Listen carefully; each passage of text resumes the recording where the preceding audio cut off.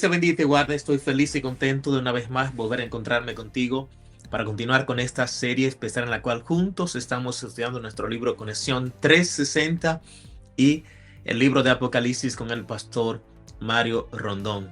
Dios, sin lugar a duda, nos habla de una forma muy especial y sencilla a la misma vez a través de la palabra del Señor, especialmente al estudiar las profecías bíblicas en el libro de Apocalipsis.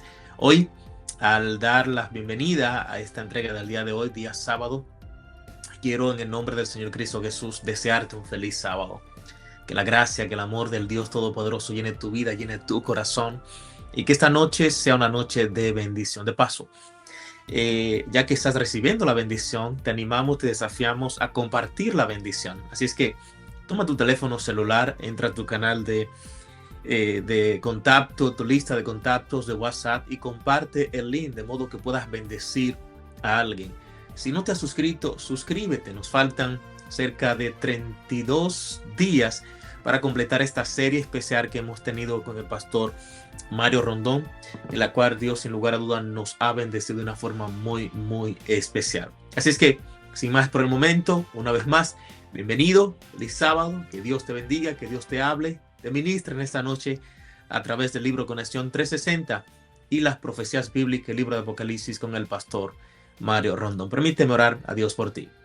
Amante Padre Celestial, gracias por tu amor, tus bendiciones, la vida, este lindo privilegio que nos concede de estar en este espacio para seguir aprendiendo reflexiones prácticas y sencillas a través del libro Conexión 360 y al mismo tiempo para seguir aprendiendo más y más acerca de las profecías bíblicas y el libro de Apocalipsis. Bendícenos Dios, bendice cada amigo. Si alguien está enfermo con alguna situación, extiende tu mano de sanidad. Oro Dios en el nombre de Jesús. Amén y amén. Familia, listo para el estudio de esta noche. Disfruten. Conexión 360, una jornada espiritual para una vida con propósito. Gracias por estar con nosotros en este capítulo número 11. Esto es Conexión 360 y vamos a hablar de la intercesión. Sabes, querido amigo, querida amiga, la intercesión es una de las expresiones más nobles del amor cristiano. Es orar no por uno mismo, sino por los demás. Ponerse en la brecha, como hizo Moisés cuando rogó por un pueblo rebelde. El intercesor se convierte en un puente entre el cielo y la tierra, un canal por el cual fluye la misericordia de Dios. Jesús fue nuestro mayor ejemplo de intercesión y lo es porque sigue intercediendo por ti y por mí. Durante su ministerio terrenal oró por sus discípulos, oró por los enfermos, oró por los que los traicionaron y oró hasta por los que los crucificaron. Aún hoy continúa siempre intercediendo por ti y por mí. Intercede por nosotros ante el Padre, dice el libro de Hebreos capítulo 7, versículo 25. Él en la cruz del Calvario tuvo una oración extraordinaria. Padre, perdónalos porque no saben lo que hacen. Interceder, querido amigo, querida amiga, escúchame, te estoy hablando desde lo más profundo del corazón. Interceder bendice a los otros, transforma el corazón del que ora. Quien intercede aprende a mirar a las personas con compasión como Jesús lo hacía, a amar sin condiciones y a confiar en el poder de Dios para actuar más allá de sus limitaciones. La famosa escritora norteamericana Elena G. de White escribió: nada debilita tanto las fuerzas espirituales como el egoísmo. La intercesión por otros trae vida a quien ora y bendice a quien es objeto de la oración. Testimonios para la Iglesia, tomo 2, página 34. Cada vez que oramos por alguien, Dios está obrando, a veces de manera visible y a veces en silencio. En ambos casos, la intersección nos conecta en el corazón del Salvador, que vive para obrar por sus hijos. Tenemos que interceder.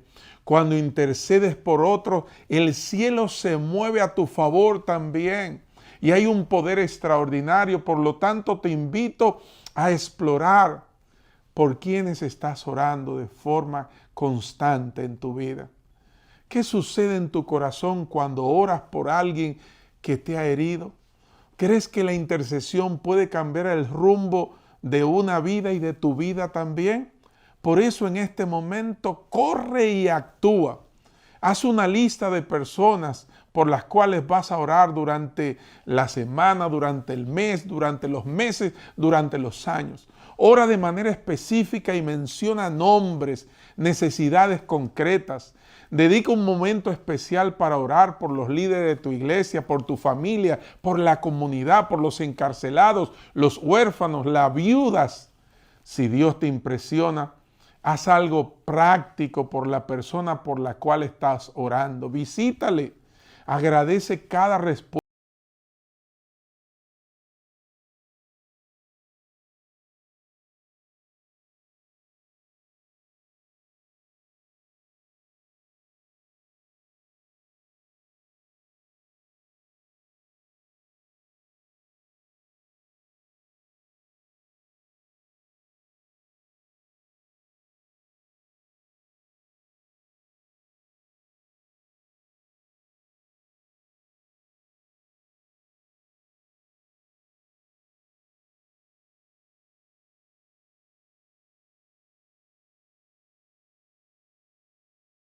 Con nosotros mañana. Hoy, en la continuación de nuestro estudio, hoy vamos a concentrarnos en forma bien encapsulada allí en la introducción del capítulo 5 para poder dejar algunos minutos para las preguntas. Así que de inmediato vayamos en nuestras Biblias al capítulo 5 del libro de Apocalipsis, donde continúa la visión del trono celestial. Este importantísimo capítulo. Ya vimos incluso una cita inspirada donde la mensajera del Señor dice que hay que verlo detalladamente, detenidamente, es la expresión que ella utiliza. Este capítulo, al estudiarlo, el capítulo 5 del libro del Apocalipsis. En el capítulo 5 vamos a encontrar allí la descripción del rollo que está cerrado con 7 sellos y el papel protagonístico del Cordero, básicamente. Así que nos dice allí en el capítulo 5, desde el versículo 1, lo siguiente, leamos. Y vi en la mano derecha del que estaba sentado en el trono un libro escrito por dentro y por fuera, y estaba sellado con 7 sellos. Y entonces describe a partir del versículo 2 un detalle interesante. Dice, y vi a un ángel fuerte que pregonaba a gran voz diciendo, ¿quién es digno? ¿Quién es digno de desatar los sellos y abrir el libro? Y ninguno, ni en el cielo ni en la tierra fue hallado digno para abrir el libro y ni siquiera para mirarlo. Aparte de esta descripción, entonces Juan ahora se centra en su reacción, sus emociones, al escuchar que nadie es capaz de aperturar el libro, de quitar los sellos. Y dice Juan en el versículo 4, y lloraba yo mucho porque no se había hallado a ninguno digno de abrir el libro, ni de desatarlo, ni de mirarlo. Y uno de los ancianos me dijo, claramente uno de los 24 ancianos, uno de los ancianos me dijo, no llores. He aquí que el león de la tribu de Judá, la raíz de David, ha vencido para abrir el libro y desatar sus 7 sellos. Esta descripción es sumamente interesante por lo que plantea, por los que intervienen en esta descripción. El libro de Apocalipsis, en sentido general, y este capítulo 5 no es la excepción, describe una batalla escatológica entre el bien y el mal, pero una batalla en la que el Señor Jesucristo sale victorioso y su victoria es nuestra también. El ambiente de este capítulo 5 de Apocalipsis es el mismo que vemos en el capítulo 4, la adoración celestial, el Señor en el trono. Sin embargo, mientras que el capítulo 4 que ya terminamos de analizar ayer, mientras que el capítulo 4 se describe mayormente con una escena que tiene como centro el trono de Dios, en el capítulo 5 se centra básicamente en el Cordero y este libro que está sellado, este rollo sellado por 7 sellos, valga la redundancia. Es notable que nosotros destaquemos también el hecho de que en los tiempos del Nuevo Testamento, el tipo más común de libro, para entender a qué se refiere allí cuando habla de un rollo, en algunas versiones, de un libro, en otras versiones, el tipo más común de libro era el rollo de papiro. Y justamente es un libro como ese el que se describe aquí por Juan.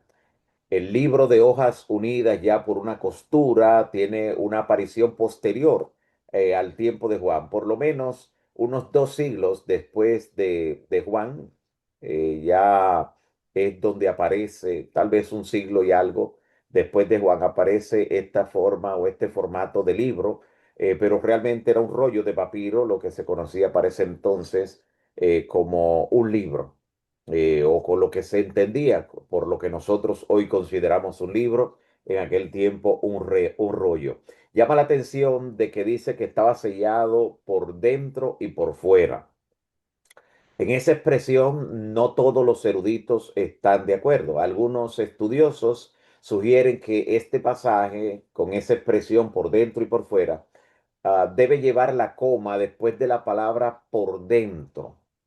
Y entonces su significado sería o se escucharía de la siguiente manera: escrito por dentro y por fuera sellado con 7 sellos. Usted nota cómo cambia inmediatamente a lo que sería la semántica de la expresión. Escrito por dentro y por fuera sellado con 7 sellos. Ahí no estaría escrito por dentro y por fuera, sino que por dentro está escrito y por fuera están los sellos. Sin embargo, la mayor parte de la evidencia, por más interesante que suene esa postura, la mayor carga de evidencia apunta a que real y efectivamente estaba escrito por dentro y por fuera, porque el tamaño del papiro, del rollo, no era tan grande, tenía un volumen o un espacio limitado y por ello frecuentemente había que escribir así, cuando era un tipo de documento como este, por dentro y por fuera, aunque se suponía que solamente por dentro debía estar escrito, pero la necesidad se imponía y era la que provocaba este tipo de realidad en lo que tiene que ver con la escritura por dentro y por fuera. Y con relación a que el número 7 ahora lo encontramos de nuevo aquí en los sellos, es un símbolo de perfección. Esa indicación implicaría que el libro estaba perfectamente sellado, perfectamente sellado.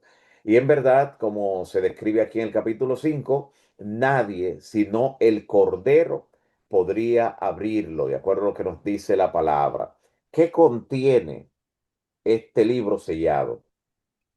Porque a medida que se van a ir aperturando los sellos, se va a ir revelando algo, pero no necesariamente está diciendo que eso es lo que contiene o que se limita solamente a eso. Según el libro Palabras de Vida del Gran Maestro, en la página 236, la decisión de los dirigentes judíos de rechazar a Cristo fue registrada en el libro que Juan vio en la mano de aquel que se sienta en el trono. Es interesante esta declaración de la pluma inspirada contenida en el libro Palabras de Vida, página 236. La decisión de los dirigentes judíos de rechazar a Cristo fue registrada en el libro que Juan vio en la mano de aquel que se sienta en el trono. Por lo tanto, ese libro sellado sin duda incluye mucho más que solamente un registro de los acontecimientos que han estado sucediendo durante el periodo de la iglesia cristiana, aunque las profecías del Apocalipsis pues se centran mayormente en eso, pero contienen mucho, pero mucho más.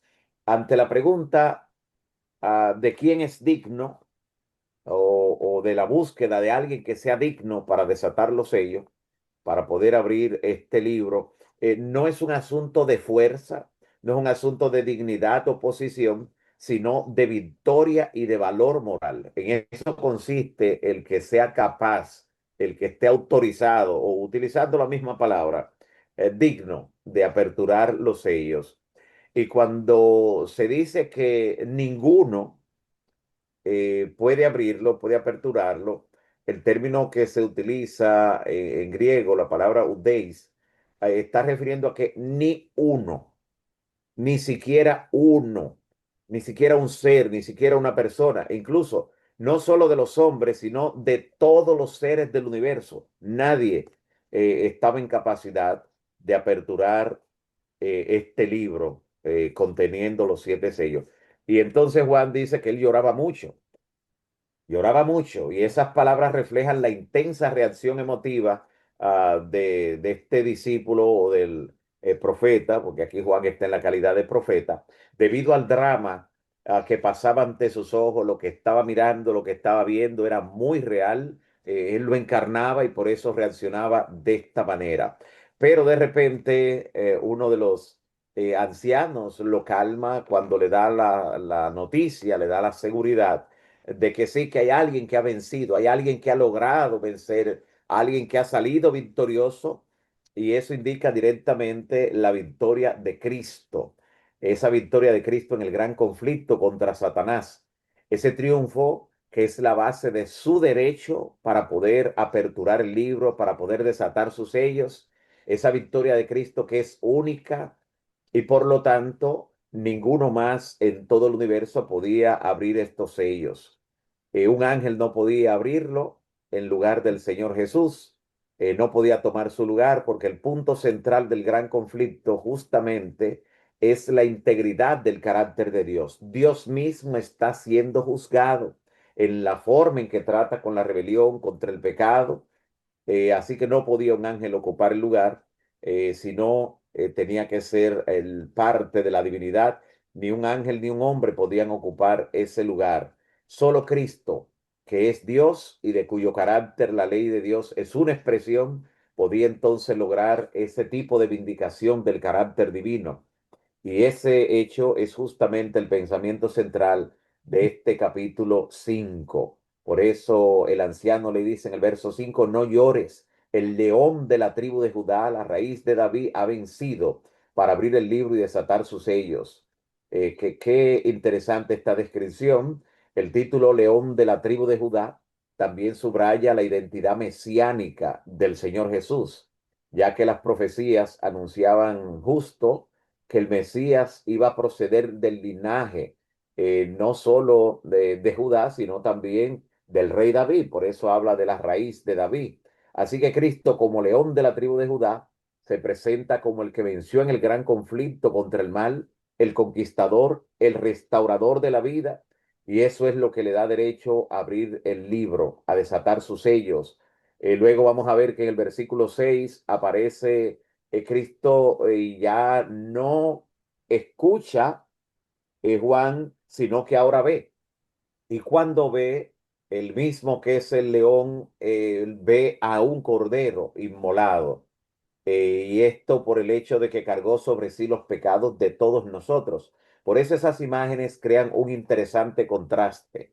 El león y el cordero, o el cordero y el león. De paso, un libro muy interesante que se escribió hace un par de años, se titula así: Entre el cordero y el león, destacando el hecho de lo que vive la iglesia justamente entre la primera y la segunda venida de nuestro Señor Jesucristo. Porque cuando el Señor Jesús vino en su misión redentora, en su primera venida, vino como cordero. Así lo presentó Juan, lo introduce en Juan 1:29. He aquí el cordero de Dios que quita el pecado del mundo. Sin embargo, cuando Jesús regrese, ya no viene como cordero, ahora viene como el león de la tribu de Judá.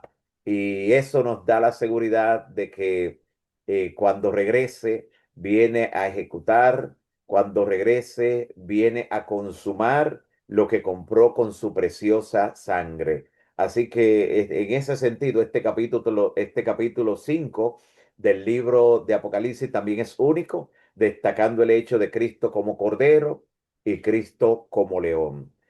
que Dios nos dé la seguridad, en primer lugar, de la redención en Cristo como Cordero, pero también de la glorificación que tendremos cuando Él regrese como león, el león de la tribu de Judá. Que Dios le bendiga. Muchas gracias, Pastor Rondón. Ustedes pueden escribir su pregunta sobre el libro de Apocalipsis, cualquier inquietud. Estos minutitos lo vamos a tomar 10 minutos o 15 minutos para eso. Así que puede escribir su pregunta para ahora mismo hacérsela al Pastor Rondón sobre el libro de Apocalipsis. Escriba su pregunta y entonces vamos a contestar esas inquietudes que usted tiene sobre el libro de Apocalipsis. El, el versículo 14, eh, los cuatro seres vivientes. ¿Puede tomar un momentito para nuevamente para alguno hablar de esos cuatro seres vivientes? Sí, claro, estos cuatro seres vivientes se representan los querubines. Ayer destacábamos el hecho de que tanto Isaías, Ezequiel pudieron tener esa visión de los mismos seres vivientes con descripciones similares. Están inmediatamente al trono de Dios. Los querubines desarrollan una función muy especial, por eso lo encontramos incluso en la descripción que se hace de Lucifer, que era un querubín cubridor. El ministerio en el santuario también destaca el hecho de que están allí en la presencia misma de Dios, contemplando, mirando el propiciatorio, o sea, observando detenidamente todo lo que ocurre en el conflicto entre el bien y el mal. Y ¿Puede, puede usted mencionar la diferencia para la educación de nuestros amables miembros que están aquí, querubines, serafines, ángeles, para que ellos puedan entender eso y puedan en su clase que estamos teniendo seguir avanzando? claro que sí. Algunos destacan el hecho de que estos son como rangos entre los seres angelicales, pero hay pasajes de la Biblia que nos dan la connotación que más que rango es funcionalidad, aunque sí existen rangos entre los seres angelicales, pero que cuando se trata de describir a un querubín, a un serafín, mayormente es la funcionalidad que describe en un determinado momento el profeta cuando está hablando acerca de la presteza, del brillo, de la posición en que se encuentra. Con relación a los querubines, cuando la Biblia lo describe siempre en torno a lo que tiene que ver con la gloria de Dios, en la presencia de la gloria de Dios. La primera vez que se menciona un querubín en la Biblia es en el libro del Génesis, en el capítulo 3, donde cuando el ser humano es expulsado del Edén, producto de la caída, pues se colocan querubines allí con espadas relucientes.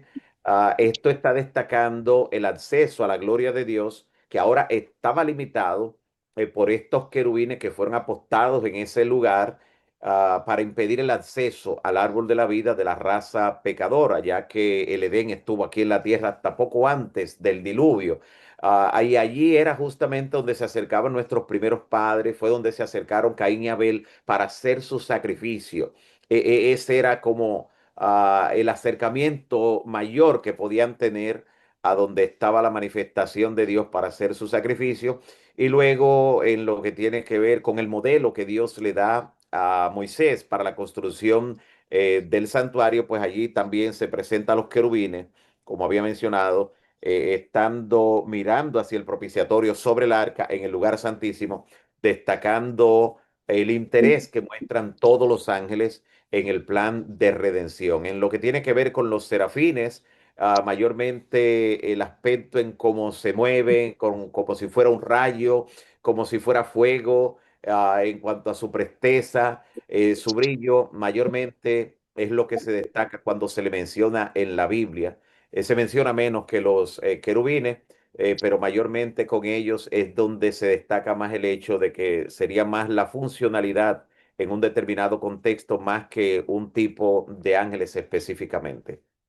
Pastor Rondón, me Ah, llamó la atención el hecho de que usted menciona que en el libro Palabras de Vida del Gran Maestro, página 236, se habla de la decisión de los judíos de rechazar a Cristo. ¿Podría ampliar brevemente eso que dijo? Sí, lo que destacamos de ese hecho es que la inspiración nos dice que ese acontecimiento dramático, por cierto, y que tuvo tanto impacto en lo que tiene que ver con la vida del pueblo judío, ese rechazamiento del Mesías, esa decisión por parte de la dirigencia específicamente que representaba, claro, al pueblo en general, eso fue anotado en ese libro. O sea, ese libro contiene, y era lo que destacaba, mucho más que solamente una revelación del conflicto de los poderes que luchan contra la iglesia durante la era cristiana, que a medida que se aperturan los sellos, vemos que se va presentando esa descripción. Así que este libro es más importante, contiene mucho más y es de más trascendencia aún para el juicio de lo que nosotros nos imaginamos debido a esa revelación que presenta allí el libro Palabras de Vida del Gran Maestro. aquí tenemos algunas preguntas en el chat que vamos con ellas a terminar. Pastor Rondón, una vez supe que usted estaba escribiendo un libro de Apocalipsis. ¿Cuándo puede estar eso terminado? Me interesa ese libro. Bueno, pronto ya le estaremos informando cuando esté al alcance, cuando esté disponible. Así que una buena noticia es que va a estar mucho más enriquecido que si hubiera salido en el momento que pensábamos ya lanzarle. Así que pronto le estaremos dando esa información. La otra pregunta dice, ¿en qué parte del trono se encuentra Juan en el verso 4? Porque no es el mismo lugar de Ezequiel, Isaías y Daniel. Ayer hablábamos justamente de que este trono que está describiendo Juan, a donde ha sido transportado en espíritu, es el lugar santo, es el trono del lugar santo. Y destacábamos el hecho de que hay un trono en el lugar santo y hay un trono en el lugar santísimo. Y el movimiento que ocurre en la visión de Daniel en el capítulo 7, donde el Padre se traslada y luego llega el Hijo, lo hacen también acercarse hasta allí es justamente por ese hecho. Es por la función en cada uno de los departamentos o etapas del ministerio sumo sacerdotal de Cristo. Así que es en el trono del lugar santo. Allí es donde Él está en visión todavía en el capítulo 5. Sí, entonces alguien aquí pone la pregunta, ¿Miguel es un querubín? No, Miguel es el arcángel. Y ahí sí que ya no estamos hablando de una clase de ángeles, porque el arcángel Miguel, cuando combinamos toda la significación del nombre, arcángel significa jefe de los ángeles.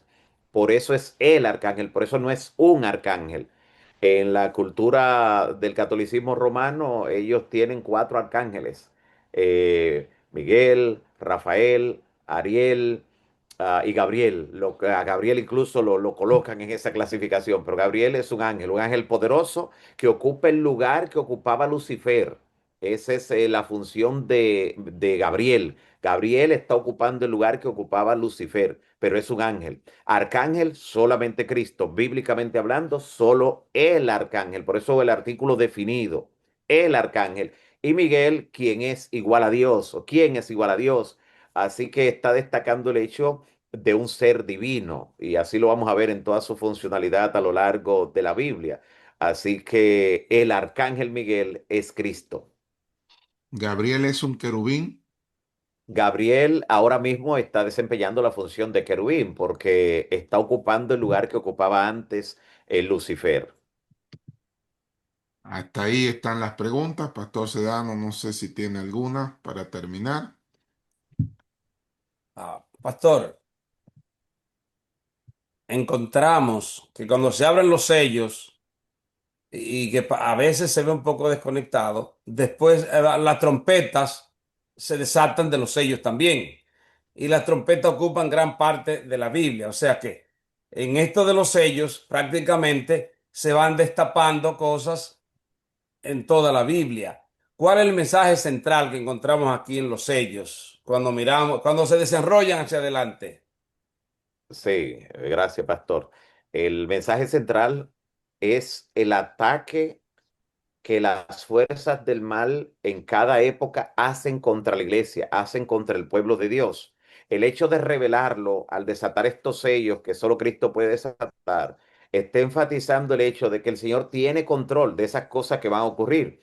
Por eso aun cuando el anticristo en la parte final, como vamos a ver más adelante, asume poder, toma decisiones, dice, y se le permitió, y se le permitirá. O sea, si Dios no le permite, las fuerzas del mal no pueden dar un solo paso. Todo está en el contexto del conflicto entre el bien y el mal, donde Dios mismo pues le da cierto nivel de apertura para que quede su carácter vindicado cuando concluye el conflicto entre el bien y el mal. Pero en cada sello vamos a ver un poder o una fuerza del mal que combate contra la iglesia. Y usted mencionaba las trompetas, porque las trompetas son la reacción de Dios ante el ataque de cada poder que enfrenta a la iglesia. Lo que significa que el Señor le dice, eso no se queda así. El poder del mal ataca al pueblo de Dios, pero detrás viene el Señor a hacerle un juicio a cada uno de esos poderes. Y de eso tiene que ver ya directamente cuando suenan las trompetas. Así que en cada conflicto que van a desatarse en los sellos, vamos a ver la mano de Dios guiándolo todo. Bueno, Muchas gracias, Pastor Rondón. Amén. Muchas gracias a todos. Vamos a pedirle que tenga una oración para culminar este maravilloso día. Amén. Oramos. Padre bendito que estás en los cielos, te damos gracias por tu palabra, gracias por la luz que nos has dado como pueblo. Ayúdanos a valorarla y también a compartirla a tiempo y fuera de tiempo. Sigue dando tu bendición, Señor, a estos 40 días de oración y estudio. Gracias, Señor, por la oportunidad que nos has dado de ver tu mano poderosa obrando en la vida y en respuesta a las peticiones y oraciones intercesoras. Manifiéstate hoy también poderosamente, danos una semana de victoria y cada día que tu Santo Espíritu nos recuerde conectarnos a tiempo, compartir con alguien más que puede ser de bendición la palabra, la oración, la intercesión. Gracias por escucharnos en el nombre de Jesús. Amén. Familia, qué gozo y qué gran alegría la que hemos recibido en esta noche al estudiar las profecías bíblicas con el pastor Mario Rondón. Una vez más, alabamos y glorificamos el nombre del Señor Cristo Jesús por la sabiduría, el conocimiento que ha puesto en el pastor Mario Rondón, y al mismo tiempo por darle herramienta para de forma simple, sencilla y práctica compartir y enseñar las profecías bíblicas. Estamos felices y contentos de lo que Dios está haciendo. Déjame decirte que seguirá haciendo mucho más en los días que continúan. Así es que te motivamos, te desafiamos a darte cita mañana una vez más a las 9 de la noche e invitar a algún amigo para que seas parte de esta linda historia de Conexión 360 y el libro de Apocalipsis con el pastor Mario Rondón. Dios te bendiga, Dios te guarde. Un abrazo en el nombre de Cristo Jesús.